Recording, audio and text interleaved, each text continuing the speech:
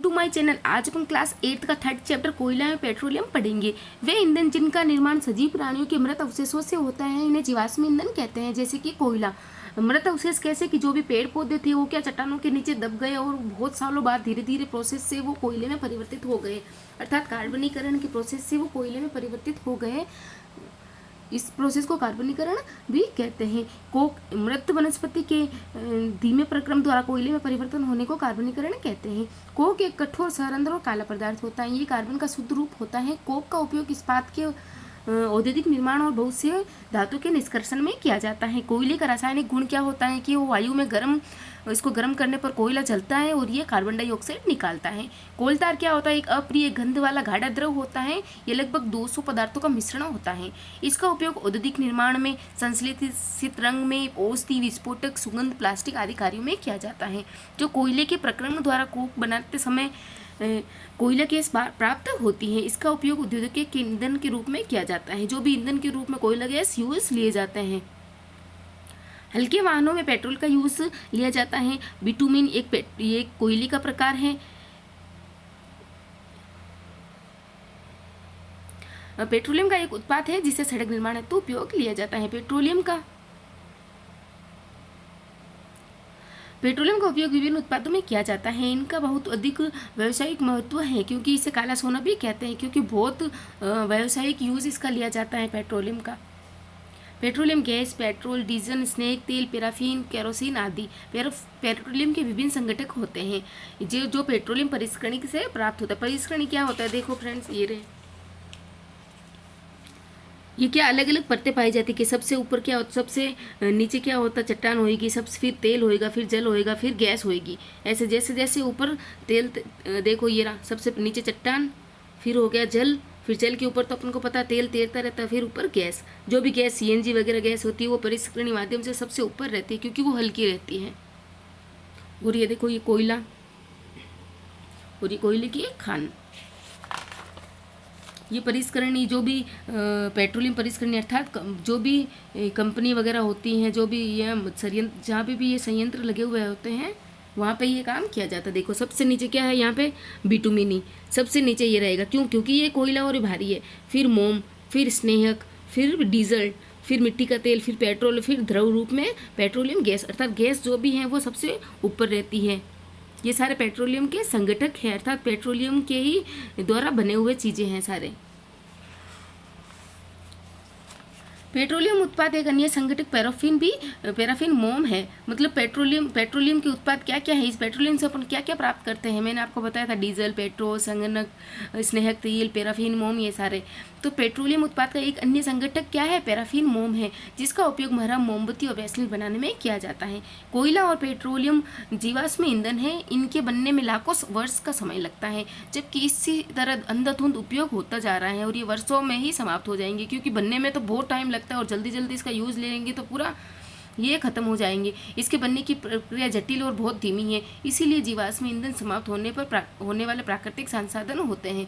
जो भी जीवाश्म ईंधन होते हैं वो क्या समाप्त होने वाले प्राकृतिक संसाधन होते हैं क्योंकि कभी भी समाप्त हो सकते हैं।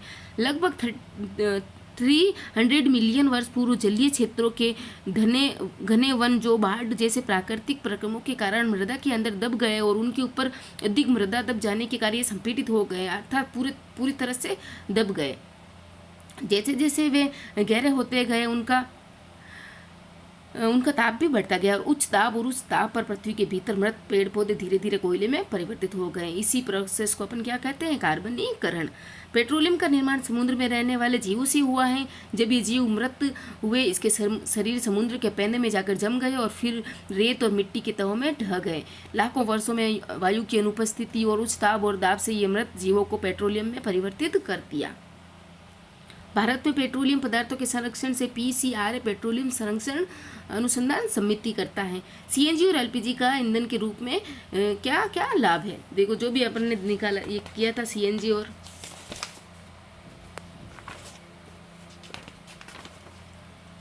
ये देखो सबसे पहले ऊपर रहती है क्योंकि वो गैस है, एलपीजी रहेगी वो। सीएनजी और एलपीजी का अध्ययन के रूप में उपयोग क्या क्या लाभ है इसके देखते हुए, यह एक स्वच्छ ईंधन होता है और इससे जलाने पर धुआं उत्पन्न नहीं होता है। इनका कम ईंधन जलकर अधिक ऊष्मा देता, मतलब ये बहुत कम मात्रा में जलता पर ऊष्मा अधिक देता, जिससे कि अपन फटाफट ये भोजन के लिए ज़्यादा यूज़ लिए जाते हैं, भोजन पकाने के लिए ज़्यादा यूज़ लिए जाते हैं। ये कम प्रदूषक होते हैं, ये पेट्रोल से कम प्रदूषित होते हैं, इसीलिए सीएनजी गैस यूज़ लेनी चाहिए। पेट्रोलियम का कौन सा उत्पाद सड़क निर्माण के लिए बिटुमिनी कोयला मैंने आपको बताया था। वर्णन कीजिए कि मृत वनस्पति से कोयला किस प्रकार बनता है। लगभग ये आपको कार्बनीकरण वाला प्रोसेस से बता दिया मैंने। रिक्त स्थान की पूर्ति करो। कोयला और पेट्रोलियम जीवाश्म ईंधन अपने को पता है, ये जीवाश्म के द्वारा बने हैं। पेट्रोलियम के विभिन्न संगठनों को पृथक करने के लिए कौन सा प्रोसेस करते हैं, परिष्करण का प्रोसेस करते हैं। जो भी पेट्रोलियम परिष्करणी होती है वहाँ परिष्करण का प्रोसेस से उनको अलग किया जाता है। और वाहनों के लिए सबसे कम प्रदूषक ईंधन कौन होता है, सीएनजी, संपीड़ित प्राकृतिक गैस, इसका फुल फॉर्म है। जीवाश्म सत्य और असत्य बताएंगे अब। जीवाश्म ईंधन प्रयोगशाला में बनाए जा सकते हैं, बिल्कुल नहीं। क्यों? क्योंकि ये जीवाश्म बहुत सालों तक चट्टानों के नीचे दबकर कार्बनीकरण के प्रोसेस से बने हैं। पेट्रोल की अपेक्षा सीएनजी अधिक प्रदूषक बिल्कुल नहीं है। सीएनजी तो कम प्रदूषक है और पेट्रोल ज़्यादा प्रदूषण फैलाता है, ये भी असत्य है।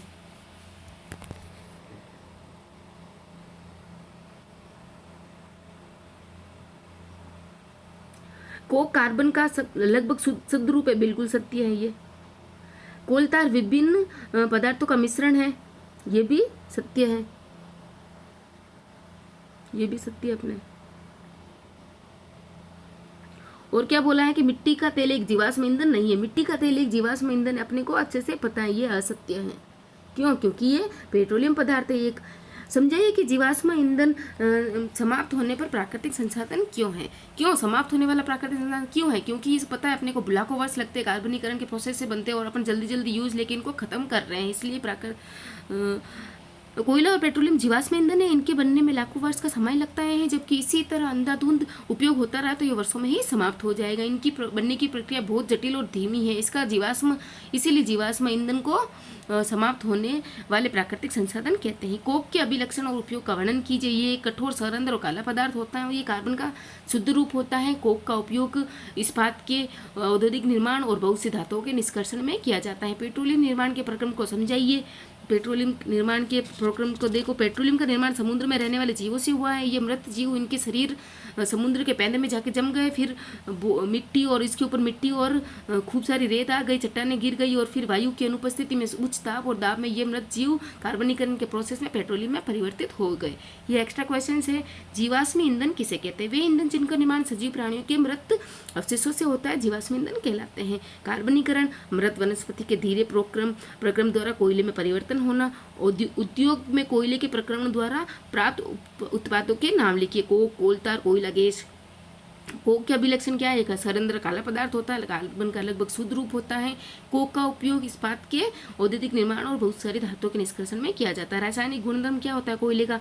कि वो गर्म करने पर जलता है और CO2 गैस निकालता है। कोलदार अप्रिय गंध वाला गैस गाढ़ा द्रव होता है जो कि 200 पदार्थों का मिश्रण होता है। इसका उपयोग अपन को पता है सड़क निर्माण में, प्लास्टिक और कुछ औषधियाँ बनाने में किया जाता है।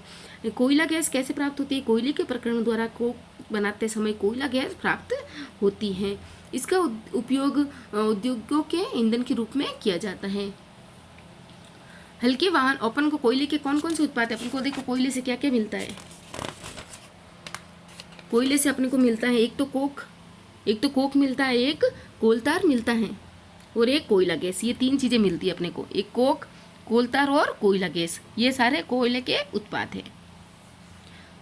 हल्के वाहनों के किस पेट्रोलियम उत्पाद का उपयोग किया जाता है? पेट्रोल का। बट सीएनजी कम प्रदूषक होती है। पेट्रोलियम का कौन सा उत्पाद सड़क निर्माण के लिए? बिटुमिनी कोयला। काला सोना पेट्रोलियम को कहते हैं। काला सोना क्यों कहते हैं? क्योंकि ये पेट्रोलियम का उपयोग विभिन्न उत्पादों में किया जाता है। आजकल पेट्रोलियम के उत्पादों के बिना बिल्कुल पॉसिबल नहीं है जीना। इसका अपना बहुत सारा व्यावसायिक महत्व है, इसीलिए इसे काला सोना कहते हैं। पेट्रोलियम के विभिन्न संगठकों के नाम लिखिए, अर्थात क्या क्या इसके संगठक है, इससे किन पेट्रोलियम में कौन कौन इंक्लूड होते हैं, ये जो परिष्करण से प्राप्त होते हैं।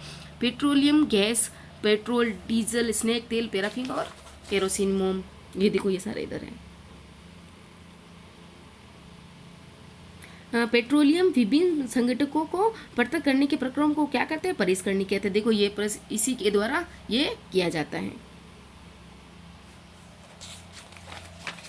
ये पूरा प्रोसेस।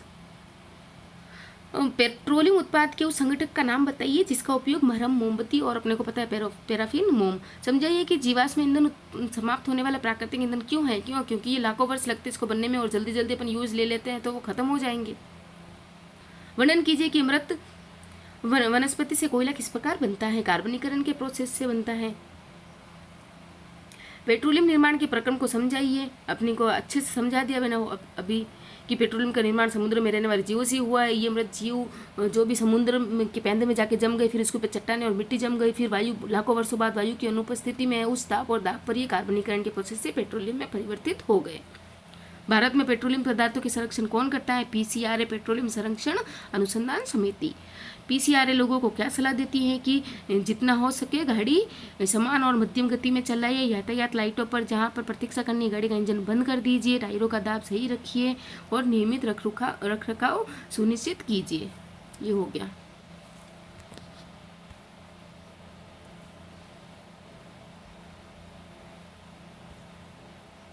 Thank you friends.